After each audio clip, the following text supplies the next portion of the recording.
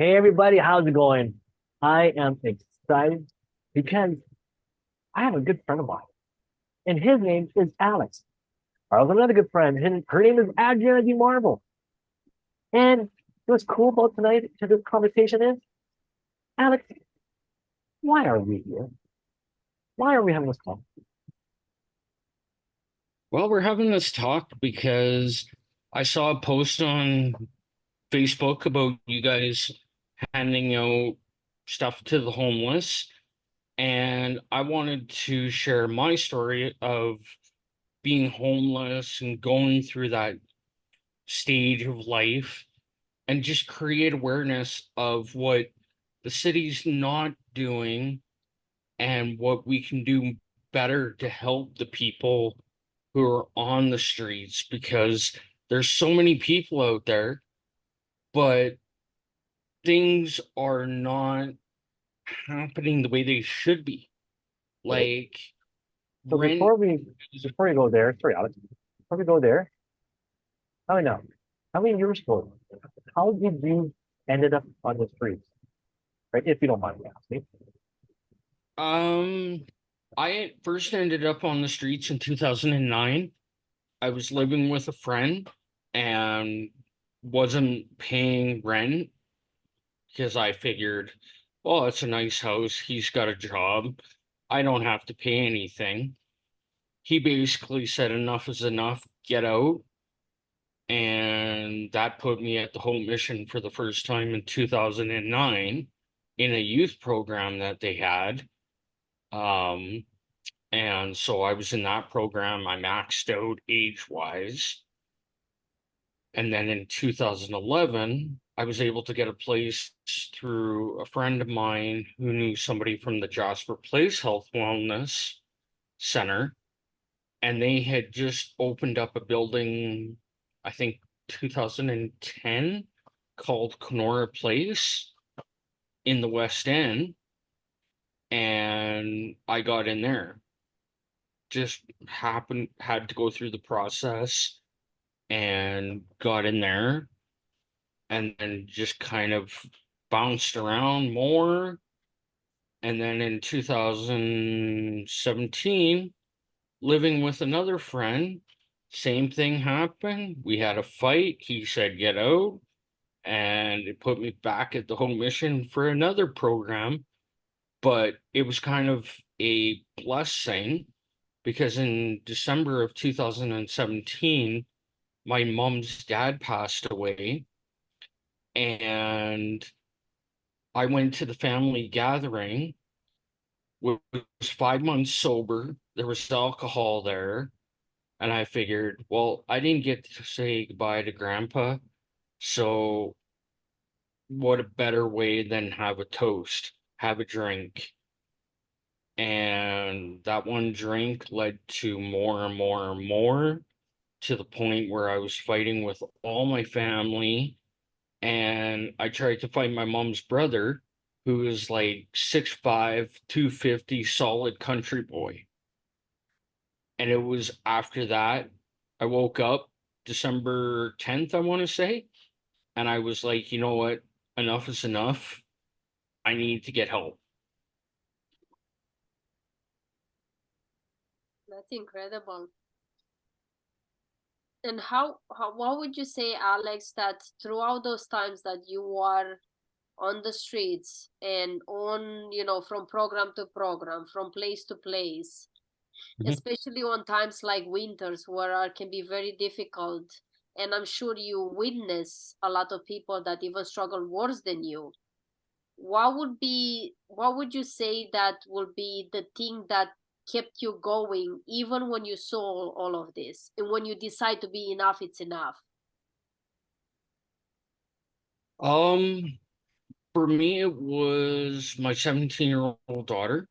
She's always been the driving force, like any kid in your life. It's like, you know what? I'm not doing it just for myself. I'm also doing it for her. I'm gonna keep going because I want to show her that, yeah, something can happen. You can stumble in life, but you can pick yourself up through hard work and if you dedicate yourself. There's a lot of times I see people, they expect things, they want it, but they're not willing to work for it. It's like, gimme, gimme, gimme, gimme, gimme, gimme. Well, it's a two-way street. You got to be willing to work for it in order to get something. And that's where I've worked over the last 6 years, and I'm 6 years sober.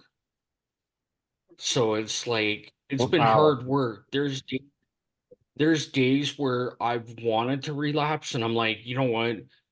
Screw this. I'm just gonna relapse, right? But it's the support of all my friends that I have, like Morris, and just keep, Emily in my mind and going, you know what? I'm gonna do it for her. I'm doing it for her. I'm doing it for her.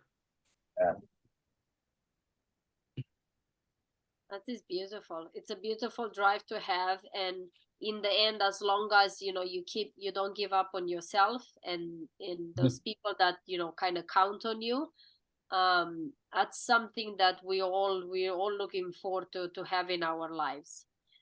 Mm. When you are in those moments, when you are on the streets, when you struggled, I'm Mhm. sure I'm sure you had people that kind of, judge you or look at you, like in a way that would be like repulsing, or maybe you people that would be like, yeah, because why he's not stopping this, or why he's not doing this, and people like, shoot all over you, I will say. Mhm.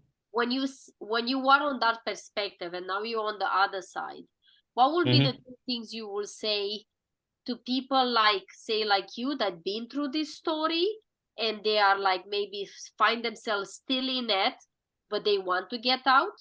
What would you say Mhm. to those people? And then the second part will be, what would you say to the people that they are on the other side of the fence? They just finger point people, homeless, or people in different situation, and they just judge them. What would you say to those people? Mm. For the people that judge, I'd say, try and you try and live on the streets. Put yourself in their shoes. you know you try having to figure out where your next meal is going to come from, and living meal to meal, right? And that's the thing that I find people don't understand, is they just judge. They go, oh, you're homeless, blah blah blah. Well, you know what? You put yourself in their shoes and reverse the roles, right? Let them live your life, and you live their life living in a tent, sleeping under a bridge or wherever, Yeah. right? It's not easy, especially in the winter time, because the shelters fill up so quick, and like the whole mission does, it fills up, and then they go, oh, sorry, we're at max capacity. Well, now it's like, it's minus 30 out, we'll say. Well, now where do I go to stay warm? Um, I remember you saying that even when a couple of weeks ago it was minus 50 Celsius, minus 50. Hmm. And there were still people that could not get shelter. Hmm.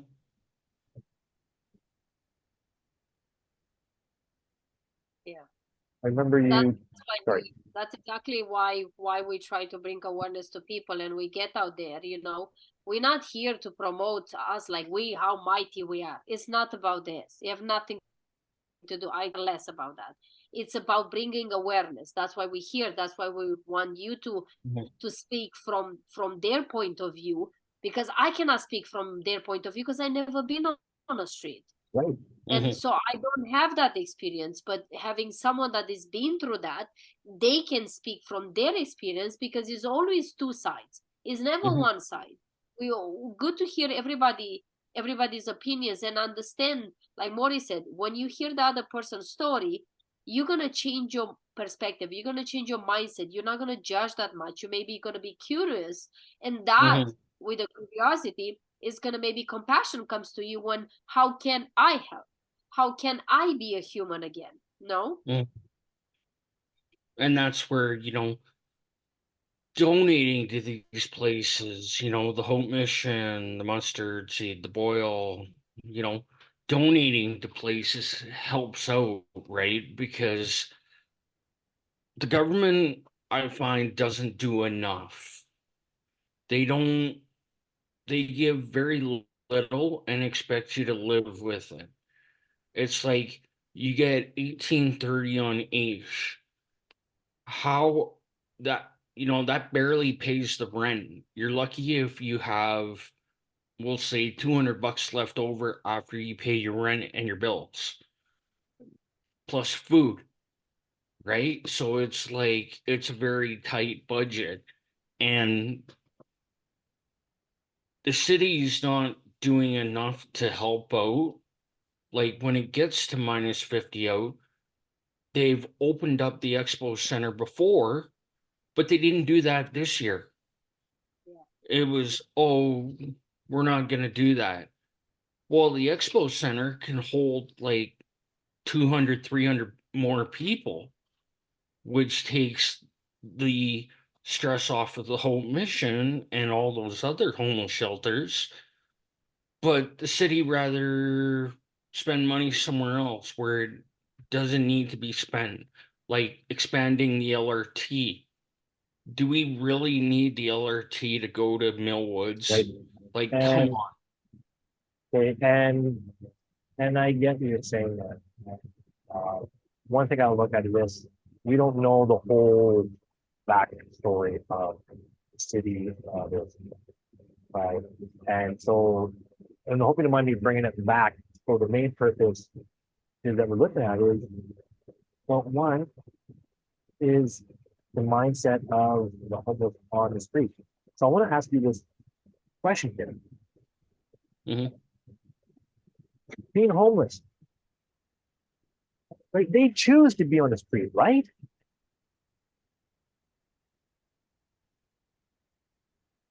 Yes and no. A lot of people think it's a choice. It's not a choice that somebody makes. Oh, I want to live on the streets. It's Right. because of certain circumstances, Yeah. things like addiction, also, the rising cost of things.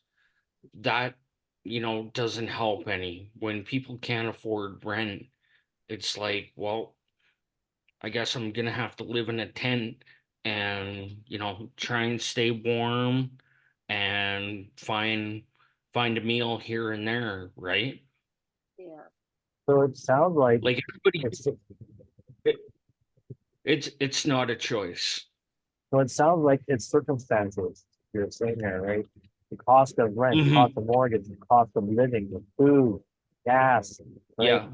Oh, they got fired and or they had a marital breakdown or got hurt that they can't work no more. Uh, I know we had a talk before and you mentioned all these different stories that if it wasn't for that circumstances, they would not be on. So Mhm. I get that. Any final words you want to give to people to say, hey, right? What can people do to help out? Now, is it something simple as a smile? It's food time. Like, what can people do? Biggest thing people can do is obviously support, the nonprofit organizations like the Hope Mission, all of those places that help people, because that's how they, I don't want to say operate, but that's how they keep the doors open and fund helping people is, through the donations. So that's one way. Um, another way I would encourage people is if you have extra clothes that you're not wearing, you know, organize a night with your church or friends where you go, we're just going to walk around the city, whether it be downtown, where a majority of the homeless is. Just walk around downtown and be like, here's a pair of socks, here's some gloves, here's, a bottle of water, something to, something to eat, right? Alex, I really appreciate your time there. Thank you. Yes. I wish more people would know the backstory. And there's this one quote. I love it. I've been sharing a lot. There isn't anyone you couldn't love once you proved your Alex. And so everyone, Everybody has a story. And that's why we're here to remind ourselves and to remind the people that are watching that we all are humans.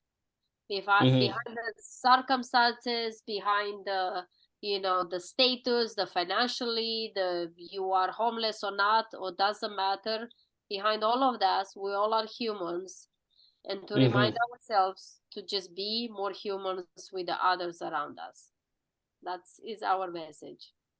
Thank you Yeah, so and not be so judgmental, because the biggest thing with homeless people is people just go, oh, they're, it's an addiction, right? That's the go-to, drugs, alcohol, right? And it's like, not everybody who's homeless suffers from addiction. much. Probably a good portion do, but like you said, it's, financially wasn't able to keep a place, lost a job, something like that. And the biggest thing I would say to people is, don't judge people and say, oh, it's an addiction. It's an addiction. Not everybody suffers from addiction. It could be a mental disorder that prevents them from keeping a job, right? You don't know their story, so why judge them? Just because you make 40, 50,000 a year doesn't make you any better, because you could be where they are. Yeah, great point. Alex, again, thank you so very much for sharing all this. And anybody, again, feel free to leave comments on here, what you like, and yeah, we're here to about how to show love to our fellow our friends. I don't think so. Thank you, everyone, and we wish you a